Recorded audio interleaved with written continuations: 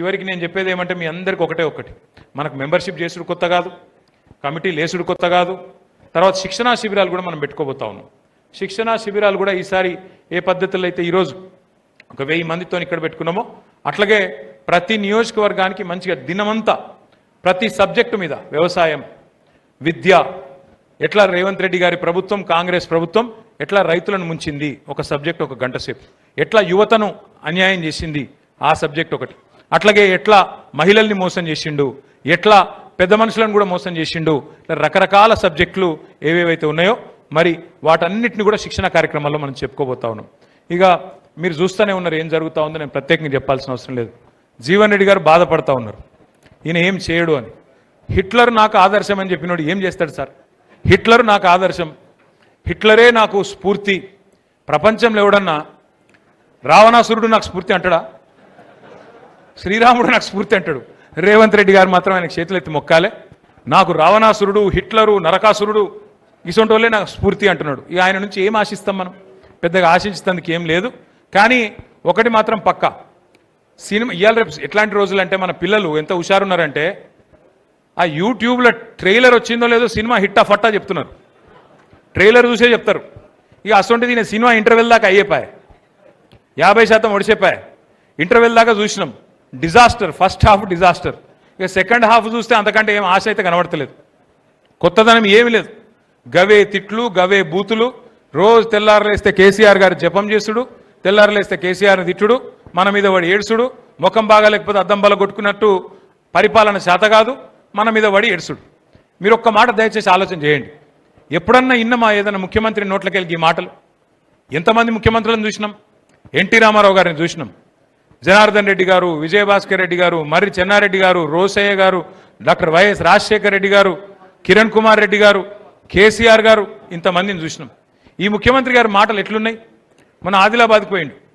ఈయనని ఎవరు చెప్పమన్నారు అసలు 100 రోజుల్లో 6 గ్యారెంటీలు అమలు చేస్తా అని? మీ ఎమ్మెల్యే ఆది శ్రీనివాస్ని ఎవడు అడిగిండు? బాండ్ పేపర్ మీద రాసి జేమ్స్ బాండ్ లెక్క అన్ని చేసి తాను ఎవడు రాసిమన్నాడు? నేను రాసినవు. 100 రోజుల్లో 6 గ్యారెంటీలను నరికినవు. మరి ఏమైంది నాయన అంటే మన ముఖ్యమంత్రి గారు చెప్తున్నారు ఆదిలాబాద్లో 100 రోజుల్లో ఎంత పెద్ద కండలు తిరిగినా పైల్వానైనా పిల్లలు పుట్టిస్తాడే. మనకు తెలియదా 3 నెలల పిల్లలు పుట్టరా అని? అంటే గట్లా మాట్లాడచ్చా ఒక ముఖ్యమంత్రి? నేను అడుగుతున్నా రేవంత్ రెడ్డి గారిని, 3 నెలల పిల్లలు పుట్టరా మాకు కూడా ఎరికే, కానీ 30 నెలలు పుట్టకపోతే నిన్నేమనాలి మరి? 30 నెలలు అయిపోయింది కదా, నువ్వే చెప్తివి కదా 3 నెలలనే ఇది చేస్తా అది చేస్తా, అల్లం బెల్లం మోసేతికి బెల్లం పెడితివి, అధికారంలోకి వస్తేవి కూర్చుంటివి. ఇలా ఏమైంది రాబోయే అంటే గట్టిగా అన్నావు అనుకో. ఏమైనా రేవంత్ రెడ్డి గారు, రైతు బంధు ఆడవైంది అంటే నీ లాగుల తొండలు ఇడిచిపెడతా. గట్టిగా అడిగినావు అనుకో. ఏమైనా 4000 పెన్షన్ అంటే నీ గుడ్లు వీకి గోటీలు ఆడతా. ఇక ఇంకొకటి నేర్చుకున్నాడు ఏమన్నా అంటే కేసీఆర్ అప్లపాలు చేసిపోయిండు, కేసీఆర్ అప్లపాలు చేసిపోయిండు, నాశనం చేసిపోయిండు, మొత్తం ఖాళీ సిప్పించిండు. నేనేం చేయాలి? కేసీఆర్ అప్లపాలు చేసినాడు, కేసీఆర్ అప్లపాలు చేసిండే అనుకుందాం. సరే నువ్వు చెప్పింది ఒక్క నిమిషం, నువ్వు చెప్పేది అన్ని లంగ మాటలు అవద్దాలే కానీ ఒక్క నిమిషం నిజమే అనుకుందాం. మరి ఏం చేసిండు కేసీఆర్ అప్లపాలు చేసి? కేసీఆర్ అప్పు చేస్తే 200 పెన్షన్ను 2000 రూపాయలు చేసిండు. కేసీఆర్ అప్పు చేస్తే 70 లక్షల మంది రైతుల ఖాతాల్లో 73,000 కోట్ల రూపాయలు వేసిండు. కేసీఆర్ అప్పు చేస్తే రాజన్న సిరిసిల్లను జిల్లా చేసిండు, జిల్లాకు ఒక మెడికల్ కాలేజీ పెట్టిండు, జిల్లాకు ఒక నర్సింగ్ కాలేజీ పెట్టిండు, జిల్లాకు ఒక ఇంజనీరింగ్ కాలేజీ పెట్టిండు. కేసీఆర్ అప్పు చేసిండు, చేసి ఏం చేసిండు? 15 లక్షల మంది ఆడపిల్లలకు పెళ్లిళ్ళు చేసిండు. కేసీఆర్ కళ్యాణ లక్ష్మి పేరు పెట్టి అద్భుతమైన కార్యక్రమం చేసిండు. కేసీఆర్ అప్పు చేసిండు, 1000 గురుకుల పాఠశాలలు పెట్టిండు. కేసీఆర్ అప్పు చేసిండు, కాళేశ్వరం లాంటి ప్రాజెక్టు కట్టిండు, కరీంనగర్ కరువు తీర్చిండు, మా సిరిసిల్ల వేములవాడకు నీళ్లు తెచ్చిండు, గోదావరి నీళ్లు తెచ్చిండు. నువ్వేం చేసినావు మరి? 2.5 ఏళ్ళ ఏం చేసినావు? 4 లక్షల కోట్ల అప్పు చేసినావు. 4 లక్షల కోట్ల అప్పు. పోనీ 4 లక్షల కోట్ల అప్పు చేసినావు. నువ్వు చేసిన ఒక మంచి పని చెప్పు. 4000 పెన్షన్ ఇచ్చినవా? మహిళలకు 2500 వాళ్ళకి ఇచ్చినవా? తులం బంగారం ఇచ్చినవా? 5 లక్షల విద్యా భరోసా కార్డు అన్న ఇచ్చినవా? 10వ తరగతి పాస్ అయితే 10,000, 12వ తరగతి పాస్ అయితే 25,000, డిగ్రీ పాస్ అయితే 50,000, పోస్ట్ గ్రాడ్యుయేషన్ అయితే 1,00,000 రూపాయలు ఒకళ్ళకి ఇచ్చినవా? మరి ఏం చేసినావు? రైతు బంధు బంద్ అయింది, రాహుల్ బంధు మాత్రం జోరుగా నడుస్తుంది. ఈయన రెగ్యులర్ సీఎం కాదు, రెన్యువల్ సీఎం. నెల నెల రెన్యువల్ కావాలంటే ఆడ పైసలు పెట్టాలి, లేకపోతే నడవదు. నేను షబ్బీర్ అలీ సాబ్ చెప్పిండు పాపం. షబ్బీర్ అలీ సాబ్ నిన్న నిజాయితీగా చెప్పిండు. ఏమన్నాడు? పైసలు తీసుకొని కాంగ్రెస్లో ఆయనతో అన్ని అమ్ముకుంటారు అని చెప్పిండు. వాస్తవం. ఆ రోజు కోమటిరెడ్డి వెంకటరెడ్డి గారు చెప్పిండు 50 కోట్లకు పీసీసీ అధ్యక్ష పదవి అమ్ముకున్నారని. మరి ఇప్పుడు ముఖ్యమంత్రి పదవి కూడా అమ్ముకున్నారు కాబట్టి రాహుల్ గాంధీ కూడా ఏమి చేయలేని అశక్తతలో ఉన్నాడు. మీనాక్షి నటరాజన్ గారు సిన్సియర్ లీడర్ ఆమె పాపం. ఆమెకి ఇక్కడ ఇన్ఛార్జ్ ఉంటే రేవంత్ రెడ్డితో ఏదో మొత్తానికి ఏదో పంచాయతీ పడ్డది. నువ్వు ఇట్లా గరీబోల ఇండ్లు గుల్లగొట్టకని చెప్పిందట ఆమె. గరీబోల ఇండ్లు గుల్లగొట్టక మంచి పద్ధతి కాదు. గా మూసీ పేరు మీద, హైడ్రా పేరు మీద నాశనం చేస్తున్నావు, పార్టీకి చెడ్డ పేరు వస్తున్నది, నువ్వు చెయ్యకు అని చెప్పిందట. పగబట్టిండు. పగబట్టి ఏం చేసిండు? మోక కోసం చూసిండు. ఆయనతో బీజేపీలకు ఉప్పందించిండు. ఆమె నామినేషన్ కూడా ఎగరగొట్టిండు. ఆమె మీద దొంగ కేసు పెట్టిండ్రు. పెట్టి ఆ కేసు ఆయనతో వాళ్ళకు ఉప్పందించి ఆమె నామినేషన్ ఎగిరిపోయేటట్టు చేసిండు. గిసొంటోడు సొంత పార్టీలకే న్యాయం చేయనోడు రాష్ట్రానికి న్యాయం చేస్తాడా? అందుకే నేను కోరేది మిమ్మల్ని అందరిని ఒకటి, మీ ఎమ్మెల్యే గురించి ఎక్కువ మాట్లాడి, ఇంకో వాళ్ళ గురించి ఎక్కువ మాట్లాడి నోరు ఖరాబ్ చేసుకునే అవసరం లేదు. మళ్ళీ కేసీఆర్ గారు రావాలి అంటే బూత్ల వారీగా 262 పోలింగ్ బూత్లుంటే ఏ బూత్లో ఆ బూత్ అధ్యక్షుడు, ఆ బూత్ కార్యవర్గమే మీరే కథానాయకులు కావాలి. మీరే ఒక కేసీఆర్ కావాలి. నేను ఎట్లా ఎగరది గులాబీ జెండా నా బూత్లో, నా నియోజకవర్గంలో, నా మండలంలో, నా గ్రామంలో మీరు గట్టిగా అనుకుంటే తిరుగులేని పరిస్థితిలో మనం గెలుస్తాం. ఉంటాయి, అందరం మనుషులమే, అందరం కూడా అప్పుడప్పుడు తప్పు ఒప్పు చేస్తాం. ఇప్పుడే జీవన్ రెడ్డి గారు ఒక మంచి మాట చెప్పిండ్రు. మనం గెలుస్తామని చెప్పి ఇంట్లో అనుకుంటే నడవది, కరెక్ట్గా పనిచేయాలని. నేను పెద్ద లక్ష్మీనరసింహరావు గారిని కూడా నేను ఇదివరకే కోరినా, మళ్ళీ కోరుతా ఉన్నాను. నేను కూడా ఒక పని చేస్తా. వేములవాడలోని ప్రతి మండలం నేను పర్సనల్గా వస్తా. ఒక 100-150 మందితో నేను ప్రత్యేకంగా కూర్చుంటా. మీరు దయచేసి ఏమన్నా చిన్న చిన్న లోపాలు ఉంటే, సవరించుకునేవి ఉంటే నాకు చెప్పండి. లక్ష్మీనరసింహరావు గారితో నా ప్రార్థన 25 తర్వాత తప్పకుండా 100% నేను కూడా ప్రతి మండలానికి వస్తాను. మేడిపల్లి, కతలాపూరు, మీ వేములవాడ, కోనరావుపేట, మీ రుద్రంగి, అన్నిటికీ చందుర్తి, అన్ని మండలాలకు నేను కూడా వస్తా. జీవన్ రెడ్డి గారు కూడా వస్తారు. మీతో కూర్చుంటాం.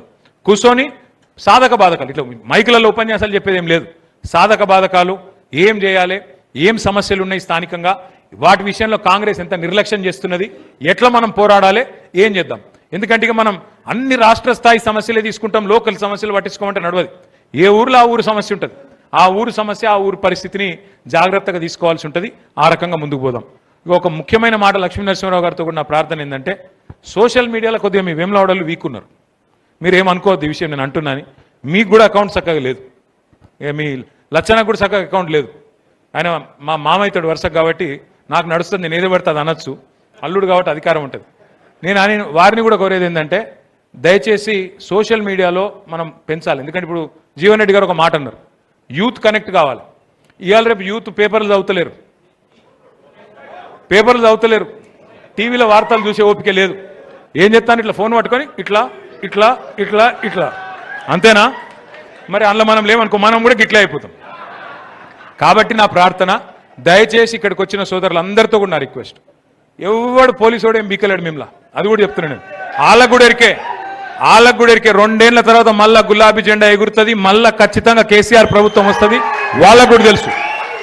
సగం మందికి సమజ్ అయింది, సగం మందికి గాలే. ఆ సగం మంది సమజ్ అయిన వాళ్ళు మిగతా వాళ్ళకి చెప్పుకుంటారు, ఆలగాలు చెప్పుకుంటారు. మనం భయపడే అవసరం లేదు. పోస్టు పెడితే భయం, పోస్టు పెడితే వాడేమంటాడో వీడేమంటాడో ఎవడేమనేది లేదు. బరాబర్ బాజాప్తా తెలంగాణకుండే ప్రజాస్వామిక లక్షణమే అది. ఎంత పెద్ద అవతలోడు, ఎంత పెద్దోడైనా గల్లావట్టి నిలదీసిన గడ్డ ఇది. ఒకనాడు నిజాం సర్కారునే బండెనుక బండి గట్టి 16 బండ్లు గట్టి అని చెప్పి తరిమిన ఘనత ఉన్న నేల మనది. హిట్లర్లను, బట్లర్లను అందరినీ ఉరికిచ్చి కొట్టే దమ్మున్న నేల మనది.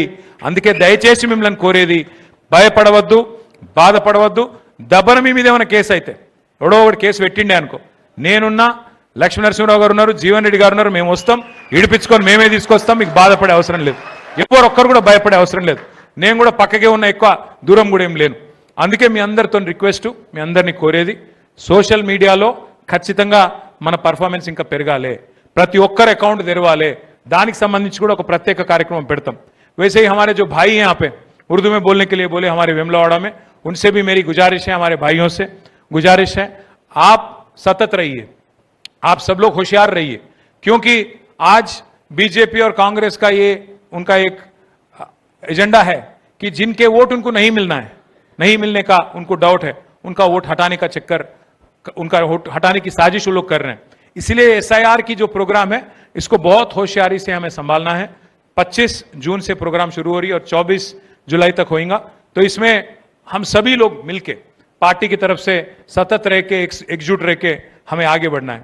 మీ అందరినీ మళ్ళొక్కసారి నేను చివరికి ముగించే ముందు కోరేది ఒకటే, ఆకలి అవుతుంది మీకు నాకు కనబడుతుంది, ముగించే ముందు కోరేది ఒకటే, ఫోటోలు కూడా దిగుదాం, ఒక్కొక్కటి దిగుదాం, తొందర ఏం లేదు, నేను ఎక్కడ పోతలేను, పోతే గిడికే సిరిసిల పోవాలి, ఇటుకు దూరం ఏం లేదు, కానీ ఒక పద్ధతి ప్రకారం దిగుదాం. లాస్ట్కు మళ్ళొక్కసారి చెప్తున్నాను నేను, మీరు వేములవాడ గెలవాలన్న జిద్దు మీకుంటే, కేసీఆర్ సీఎం కావాలన్న జిద్దు మీకుంటే మీరు చేయాల్సిందల్లా ఒకటే, ఏం చేయాలి? మీ బూత్లో మెజారిటీ తేవాలి. మీ బూత్ కాడికి గులాబీ జెండా ఎట్లా గెలవది చూడాలి, మీ బూత్లో మెజారిటీ తేవాలి. ఇక తర్వాత దేశము రాష్ట్రము ఆయన ఏం చెప్తాడు, ఈయన ఏం చెప్తాడు, మోడీ ఏంది, ఇదేంది, అదేంది, అవన్నీ అటెన్కా. ముందు నీ బూత్లో మెజారిటీ తీసుకొస్తే నువ్వే దార్కార్వి, నువ్వే లీడరు, అంతేనా?